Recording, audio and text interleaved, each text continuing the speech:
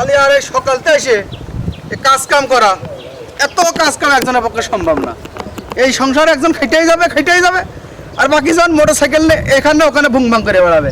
তারা আবার বলে নেতা হয়েছে, নেতা দিন শেষে আবার সব সংসার মিয়া ভাই হবে না, এভাবে সংসার চলবে না। আজকে বাড়ি যেয়ে আব্বার সাথে একটা ফয়সলা করতে হবে, তারপরে দেখি আমার মতো আমি চলতে পারি নাকি, দেখপানে দেখি বাড়ি যেয়ে একটা ফয়সলা করাই লাগবে। কারণ এই সবসময় আমি একা দেখি বাপ কি করে, দেখা যাক তারপর দেখি আমি চলতে পারি নাকি।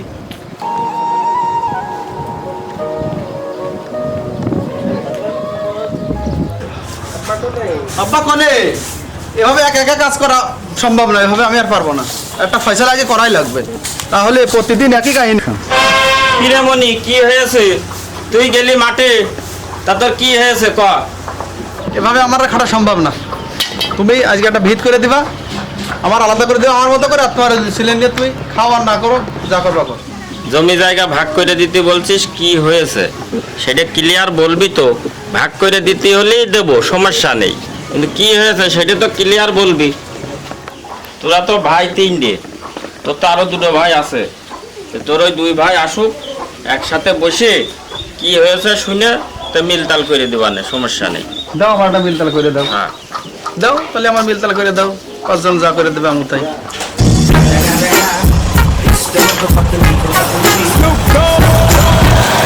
আব্বা এত দ্রুত কি করতে ফোন দিলেন আপনি? কোন নেতাদের সাথে ছিলাম, কি হয়েছে? ওই তোর বড় ভাই একা কাজ কাম করে, তোরা তো দুই ভাই ঘুরে বেড়াস, সে তো আর এসে করছে একা কাজ কাম আর করতে পারবে না, তাই এখন তোকে যার মতো তার করে দেওয়া হবে। এখন কি করছিস তাই কর। আব্বা তাহলে আপনি তো বেঁচে আছেন, ভাগ বটরা যা করা লাগে আপনি করে নেন, যা করা লাগে আরো মেজে ভাই রয়েছে, মেজে ভাই কি পরামর্শ দেয় দেখেন। আমরা ভাগ বাটোয়ারা করলে মিয়া ভাই মানবেন কি না মানবেন, তার সাথে মাতুব্বার ডেকে তারপরে সমাধান করে নেন। তাহলে মাতুব্বার ডাকছে, তোর মেয়া ভাই আসছে, সবাই একসাথে বসে মীমাংসা করে দিচ্ছি। তোর কি সমস্যা? কদিনই তোর বাপ আমার বারবার বাড়িতে ডেকে নিয়ে আসি, তোর জমি জমি বলে ঝামেলা কি হয়েছে কদিনই শুনি। ওই আমার বাপের এই সংসারে রাত দিন আমি খাটি, আর এই ছোট দুটো তো দেখে নি যে ঘুরে ফিরে বেড়াই। হ্যাঁ ছোটরে বিরাট বদমাইশ, এভাবে তা চলে না, একটা ভিত করে দেন, এটাই আর কি। আচ্ছা ঠিক আছে, তোমার বাপের সাথে কথা কই রে। আচ্ছা তোমার ওই বড় ছেলে তো আমার কাছে গেলে বাপু, তোমাদের জমি জমা নিয়ে নেতা, তা তুমি তো বাবা আমার ডাকলে, তাহলে এটা সমাধান করে দিতে হবে না? সকলে থেকে এটা সমাধান করে দাও, বা আমি আসি, আমি থেকে এটা সমাধান করে দিই।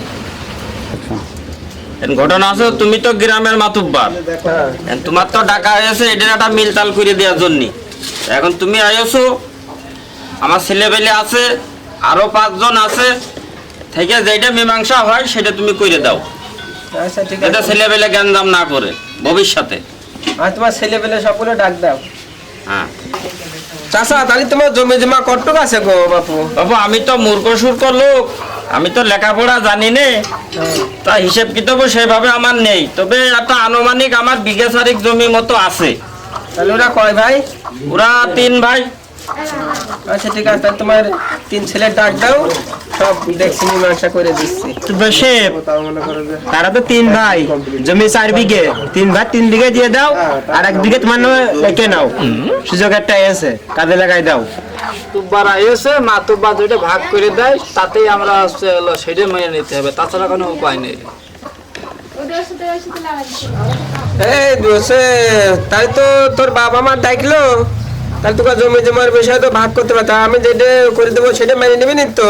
হ্যাঁ আমরা মেনে নিবা, সবাই মেনে নেবেন তো? শোনো মেনে নিবা না তো? হ্যাঁ মেনে নেবা, যা কব তোমরা সবাই মেনে নিবা তো? এখন মিয়া ভাই ডাক দিয়েছে, আব্বাও আছে সাথে, তোমরা যা করবা, মাতুব্বার মানুষ, আমাদের তো মানতে বাধ্য। আচ্ছা ঠিক আছে চাচা, তাহলে তো তোমার তো জমি তো 4 বিঘে পাবো, ছেলে পেলে তো 3টে, তা আমি যা বিচার করতে পারি মাইনে নিবা না তো?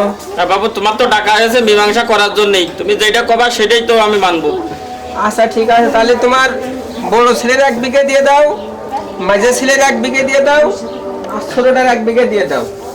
3 ভাই 3 বিঘে জমি দিয়ে দাও, আর 1 বিঘে আমি নিয়ে নিব।